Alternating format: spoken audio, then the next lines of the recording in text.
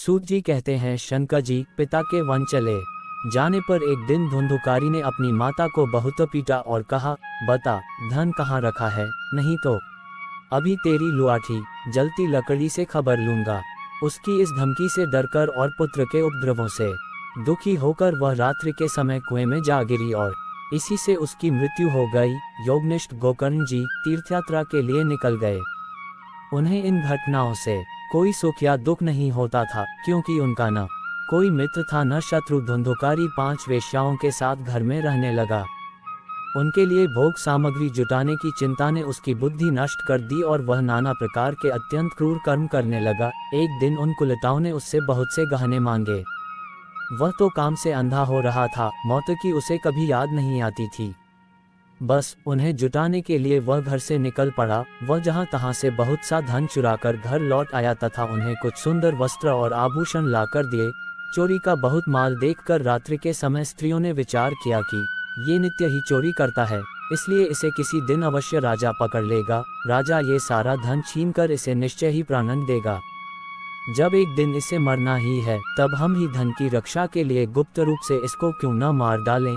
इसे मारकर हम इसका माल मता लेकर जहां कहीं चली जाएंगा। ऐसा निश्चय कर उन्होंने सोए हुए धुंधुकारी को रस्सियों से कस दिया और उसके गले में फांसी लगाकर उसे मारने का प्रयत्न किया। इससे जब वह जल्दी न मरा तो उन्हें बड़ी चिंता हुई। तब उन्होंने उसके मुख पर बहुत से दहकते अंगारे डाले। इससे वह अग्नि की लपटों से बहुत छटपटाकर मर गए। उन्होंने उसके शरीर को एक गड्ढे में डालकर गाड़ दिया। सच है, स्त्रियां प्रायः बड़ी दुस्साहसी होती हैं। उनके इस कृत्य का किसी को भी पता न चला। लोगों के पूछने पर कह देती थी कि हमारे प्रियतम पैसे के लोभ से अब की बार कहीं दूर चले गए हैं, इसी वर्ष अंदर लौट आएंगे। बुद्धिमान पुरुष को दुष्टा स्त्रियों का कभी विश्वास न करना चाहिए। जो मूर्ख इनका विश्वास करता है उसे दुखी होना पड़ता है। इनकी वाणी तो अमृत के समान कामियों के हृदय में रस का संचार करती है, किंतु हृदय छुरे की धार के समान तीक्ष्ण होता है। भला इन स्त्रियों का कौन प्यारा है। वे कुलटाएं धुंधुकारी की सारी संपत्ति समेटकर वहां से चंपत हो गईं। उनके ऐसे न जाने कितने पति थे और धुंधुकारी अपने कुकर्मों के कारण भयंकर प्रेत हुआ। वह बवंडर के रूप में सर्वदा 10 दिशाओं में भटकता रहता था तथा शीत घाम से संतप्त और भूख प्यास से व्याकुल होने के कारण हा दैव चिल्लाता रहता था, परंतु उसे कहीं भी कोई आश्रय न मिला। कुछ काल बीतने पर गोकर्ण ने भी लोगों के मुख से धुंधुकारी की मृत्यु का समाचार सुना। तब उसे अनाथ समझकर उन्होंने उसका गयाजी में श्राद्ध किया और भी जहाँ जहाँ वे जाते थे उसका श्राद्ध अवश्य करते थे। इस प्रकार घूमते घूमते गोकर्ण जी अपने नगर में आए और रात्रि के समय दूसरों की दृष्टि से बचकर सोधे अपने घर के आंगन में सोने के लिए पहुँचे।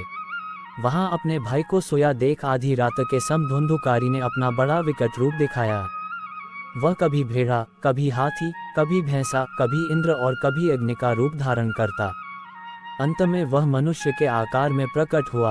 ये विपरीत अवस्थाएं देखकर गोकर्ण ने निश्चय किया कि यह कोई दुर्गति को प्राप्त हुआ जीव है। तब उन्होंने उससे धैर्यपूर्वक पूछा। गोकर्ण ने कहा, तू कौन है? रात्रि के समय ऐसे भयानक रूप क्यों दिखा रहा है? तेरी ये दशा कैसे हुई? हमें बता तो सही, तू प्रेत है, पिशाच है अथवा कोई राक्षस है? सूत जी कहते हैं, गोकर्ण के इस प्रकार पूछने पर वह बार बार जोर जोर से रोने लगा। उसमें बोलने की शक्ति नहीं थी, इसलिए उसने केवल संकेत मात्र किया। तब गोकर्ण ने अंजलि में जल लेकर उसे अभिमंत्रित करके उस पर छिड़का। इससे उसके पाप का कुछ शमन हुआ और वह इस प्रकार कहने लगा। प्रेत बोला, मैं तुम्हारा भाई हूँ, मेरा नाम है धुंधुकारी। मैंने अपने ही दोष से अपना गोकर्ण ने कहा, भाई मुझे इस बात का बड़ा आश्चर्य है। मैंने तुम्हारे लिए विधिपूर्वक गयाजी में पिंडदान किया, फिर भी प्रेत्यों से तुम मुक्त कैसे नहीं हुए? यदि गया श्राद्ध से भी तुम्हारी मुक्ति नहीं हुई, तब इसका और कोई उपाय ही नहीं है। अच्छा, तुम सब बात खोल कर कहो, मुझे अब क्या करना चाहिए? प्रेत ने कहा, मेरी मुक्ति सैकड़ों गया श्राद्ध करने से भी नहीं हो सकती। अब तो तुम इसका कोई और उपाय सोचो। प्रेत की यह बात सुनकर गोकर्ण को बड़ा आश्चर्य हुआ। वे कहने लगे, यदि सैकड़ों गया श्राद्धों से भी तुम्हारी मुक्ति नहीं हो सकती, तब तो तुम्हारी मुक्ति असंभव ही है। अच्छा, अभी तो तुम निर्भय होकर अपने स्थान पर रहो, मैं विचार करके तुम्हारी मुक्ति के लिए कोई दूसरा उपाय करूंगा। गोकर्ण की आज्ञा पाकर धुंधुकारी वहां से अपने स्थान पर चला आया। इधर गोकर्ण ने रात भर विचार किया, तब भी उन्हें कोई उपाय नहीं सूझा। प्रातःकाल उनको आया देख लोग प्रेम से उनसे मिलने आए। तब गोकर्ण ने रात में जो कुछ जिस प्रकार हुआ था वह सब उन्हें सुना दिया। उनमें जो लोग विद्वान, योगनिष्ठ, ज्ञानी और वेदज्ञ थे, उन्होंने भी अनेकों शास्त्रों को उलट पलट कर देखा तो भी उसकी मुक्ति का कोई उपाय न मिला। तब सबने यही निश्चय किया कि इस विषय में सूर्य नारायण जो आज्ञा करें वही करना चाहिए। अतः गोकर्ण ने अपने तपोबल से सूर्य की गति को रोक दिया। उन्होंने स्तुति की, भगवान आप सारे संसार के साक्षी हैं, मैं आपको नमस्कार करता हूँ। आप मुझे कृपा करके धुंधुकारी की मुक्ति का साधन बताइए। गोकर्ण की यह प्रार्थना सुनकर सूर्यदेव ने दूर से ही स्पष्ट शब्दों में कहा, श्रीमद् भागवत से मुक्ति हो सकती है, इसलिए तुम उसका सप्ताह पारायण करो। सूर्य का ये धर्ममय वचन वहां सभी ने सुना। तब सबने यही कहा कि प्रयत्नपूर्वक यही है भी यह साधन बहुत सरल। अतः गोकर्ण जी भी तदनुसार निश्चय करके कथा सुनाने के लिए तैयार हो गए। देश और गांवों से अनेकों लोग कथा सुनने के लिए आए। बहुत से लंगड़े, लूले, अंधे, बूढ़े और मंदबुद्धि पुरुष भी अपने पापों की निवृत्ति के उद्देश्य से वहां आ पहुंचे। इस प्रकार वहां इतनी भीड़ हो गई कि उसे देखकर देवताओं को भी आश्चर्य होता था। जब गोकर्ण जी व्यास गद्दी पर बैठकर कथा कहने लगे, तब वह प्रेत भी वहां आ पहुंचा और इधर उधर बैठने के लिए स्थान ढूंढने लगा। इतने में ही उसकी दृष्टि एक सीधे रखे हुए 7 गांठ के बांस पर पड़ी। उसी के नीचे के छिद्र में घुसकर वह कथा सुनने के लिए बैठ गया। वायु रूप होने के कारण वह बाहर कहीं बैठ नहीं सकता था, इसलिए बांस में घुस गया। गोकर्ण जी ने एक वैष्णव ब्राह्मण को मुख्य श्रोता बनाया और प्रथम स्कंद से ही स्पष्ट स्वर में कथा सुनानी आरंभ कर दी। सायंकाल में जब कथा को विश्राम दिया गया, तब एक बड़ी विचित्र बात हुई। वहां सभासदों के देखते देखते उस बांस की एक गांठ तड़-तड़ शब्द करती फट गई। इसी प्रकार दूसरे दिन सायंकाल में दूसरी गांठ फटी और तीसरे दिन उसी समय तीसरी। इस प्रकार 7 दिनों में 7 गांठों को फोड़कर धुंधुकारी 12 स्कंधों के सुनने से पवित्र होकर प्रेत्यों से मुक्त हो गया और दिव्य रूप धारण करके सबके सामने प्रकट हुआ। उसका मेघ के समान श्याम शरीर पीताम्बर और तुलसी की मालाओं से सुशोभित था तथा सिर पर मनोहर मुकुट और कानों में कमनीय कुंडल झिलमिला रहे थे। उसने तुरंत अपने भाई गोकर्ण को प्रणाम करके मुझे प्रेत्योनि की यात्राओं से मुक्त कर दिया। ये प्रेत पीड़ा का नाश करने वाली श्रीमद् भागवत की कथा धन्य है तथा श्री कृष्णचंद्र के धाम की प्राप्ति कराने वाला इसका सप्ताह पारायण भी धन्य है। जब सप्ताह श्रवण का योग लगता है, तब सब पाप थर्रा उठते हैं कि अब ये भागवत की कथा जल्दी ही हमारा अंत कर देगी।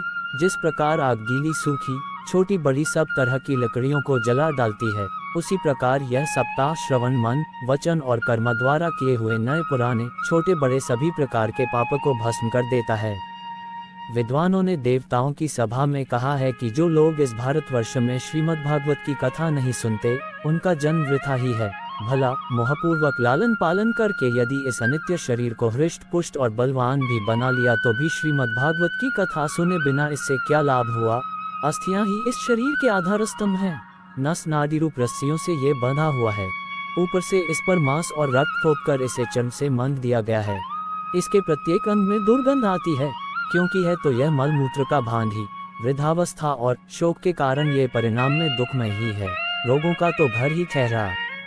ये निरंतर किसी न किसी कामना से पीड़ित रहता है, कभी इसकी तृप्ति नहीं होती। इसे धारण किए रहना भी एक भार ही है। इसके रोम रोम में दोष भरे हुए हैं और नष्ट होने में इसे एक क्षण भी नहीं लगता।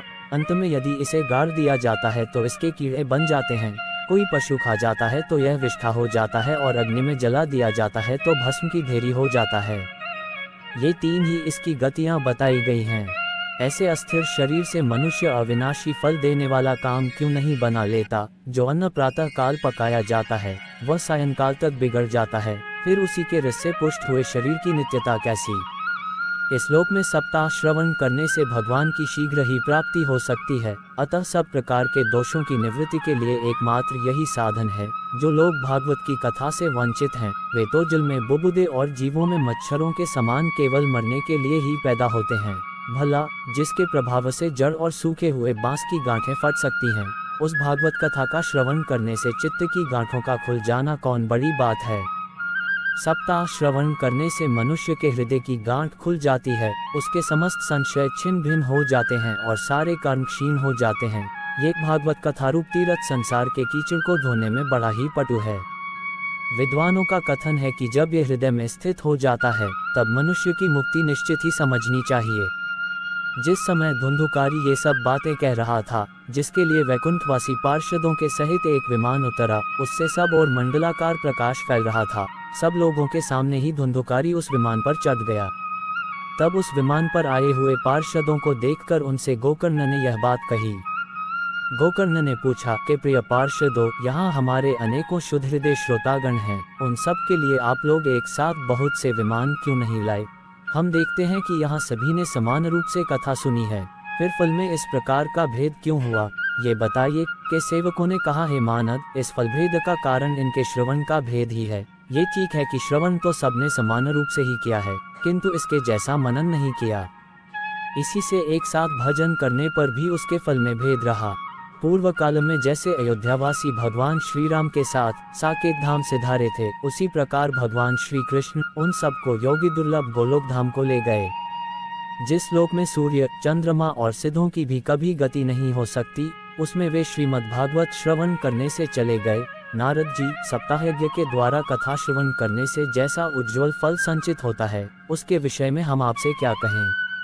अजी, जिन्होंने अपने कर्णपुट से गोकर्ण जी की कथा के एक अक्षर का भी पान किया था, वे फिर माता के गर्भ में नहीं आए।